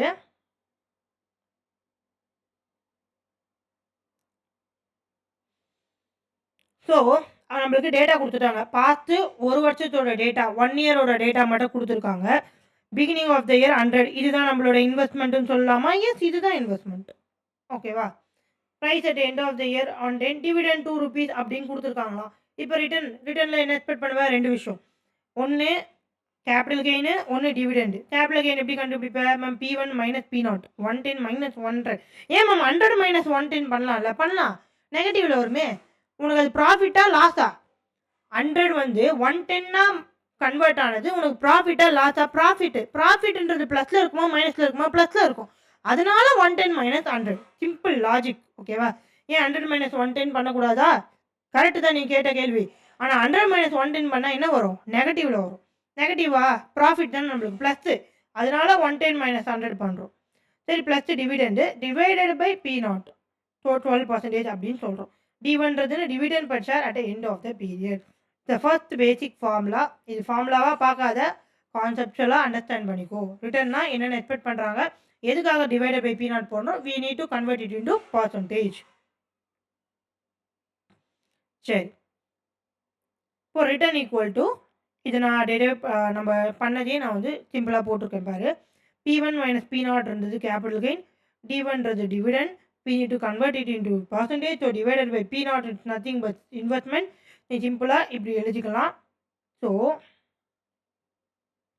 return percentage is equal to return divided by investment. ரிட்டர்னில் என்னென்ன வரும்? கேபிட்டல் கெயின் வரும், டிவிடெண்ட் வரும், investment is nothing but your P0. இன்னும் உனக்கு லாஜிக்காக சொல்லணும்னா இந்த டிவிடெண்டு P1ன்றது உன்னோட இன்ஃப்ளோ, P0ன்றது அவுட்ஃப்ளோ. டெக்னிக்கலாக ஃபினான்ஷியல் மேனேஜ்மெண்ட் நம்ம படிக்கிறோம். ஃபினான்ஷியல் மேனேஜ்மெண்ட் வேர்ட்ஸ் யூஸ் பண்ணி சொல்லிக் கொடுங்க அப்படின்னு சொன்னீங்கன்னா, டிவிடெண்ட்ன்றது நம்மளுக்கு கையில் ரிசீவ் ஆகுது. P1ன்றது என்னது? At end of the year ஷேரை வித்துறது தான் P1, ஓகேவா? ஷேரை விற்கும் போது என் கையில் என்ன வந்தது? இப்போ நம்ம எக்ஸாம்பிள் பாரு. 1000ன்றது நான் இன்வெஸ்ட் பண்ணேன். ஸோ P0ன்றது நம்ம இன்வெஸ்ட்மெண்ட் சொன்னோம். இந்த 1000ன்றது நம்ம கையை விட்டு போதா இல்லை உள்ளே வருதா? மேம் நம்ம கையை விட்டு போகுது, நான் இன்வெஸ்ட் பண்ணுறேன். அது இன்ஃப்ளோவா அவுட்ஃப்ளோவான்னு கேட்டிங்கன்னா அது அவுட்ஃப்ளோ. அது கையை விட்டு போகுது கண்ணா. ஸோ வந்து அது அவுட்ஃப்ளோ. சரி மேம், எனக்கு இன்ஃப்ளோன்னு சொன்னால் என்னென்ன வருது? ஒரு கம்பெனியில் ஷேரில் இன்வெஸ்ட் பண்ணேன்னா எனக்கு என்னென்ன என்னென்ன இன்ஃப்ளோ வருதுன்னா, 2 விஷயம் இன்ஃப்ளோ வருது, உனக்கே தெரியும். என்னது? டிவிடெண்ட்ன்றது உனக்கு இன்ஃப்ளோ தான். இங்கே நான் ப்ராஃபிட்னு பேசல, இன்ஃப்ளோ. உனக்கு என்ன வருது, உன் கையில் என்ன வருதுன்றது இன்ஃப்ளோ. உங்கள் ப்ராஃபிட்டை பற்றி பேசலக்கன்னா இன்ஃப்ளோ. ஸோ டிவிடெண்ட்ன்றது உன் கைக்கு வரும். அதே மாதிரி at the end of the year நான் இதை விற்றா தானே என் கைக்கு வரும். சும்மா வச்சுருந்தா 1200 என் கைக்கு வருமா? இல்லை, நான் விற்கிறேன். அப்போ P1ன்றது உனக்கு இன்ஃப்ளோ தானே? எஸ். ஸோ சிம்பிளாக சொல்லணும்னா ரிட்டர்ன் டிவைடட் பை இன்வெஸ்ட்மெண்ட். ரிட்டர்னில் 2 விஷயம், capital gain, dividend. I'm repeating again and again so that உன் மைண்டில் நல்லா இந்த ஃபார்முலா இஸ் நத்திங் சிம்பிள் அப்படின்றத ரெஜிஸ்டர் பண்ணணும் அப்படின்றதுக்காக. ஸோ P0ன்றது நம்மளோட இன்வெஸ்ட்மெண்ட், அது வந்து அவுட்ஃப்ளோன்னு சொல்லலாம். டிவிடெண்டு P1ன்றது நம்மளுக்கு வர்றது, கையில் வருது, அது இன்ஃப்ளோன்னு சொல்லலாம். ஸோ இந்த கிளாஸில் நம்ம போதுமான அளவுக்கு பேசிக்ஸ் நல்லாவே கதை வச்சு புரிஞ்சுக்கிட்டோம். ஐ ஹோப் ஸோ நீங்கள் நோட்ஸ் எடுத்துக்கிட்டீங்க. நம்ம இப்போ பார்த்த எக்ஸாம்பிள் வந்து we are going to predict the future using the data from the past example, past performance. So நம்ம ஒரு past 1 year மட்டும் எக்ஸாம்பிள் எடுத்துக்கிட்டா இந்த ஒரு ஃபார்முலா இல்லை, அதை வச்சு மட்டும் என்னால் ப்ரெடிக்ட் பண்ண முடியாது, நான் past 5 years எக்ஸாம்பிள் எடுத்துக்கிறோன்னா நம்மளோட பேசிக் இங்கேருந்து தான் ஸ்டார்ட் ஆகுது. we will start in next class. So any doubt you can ping me, okay? I will help you out. Thank you. Bye bye.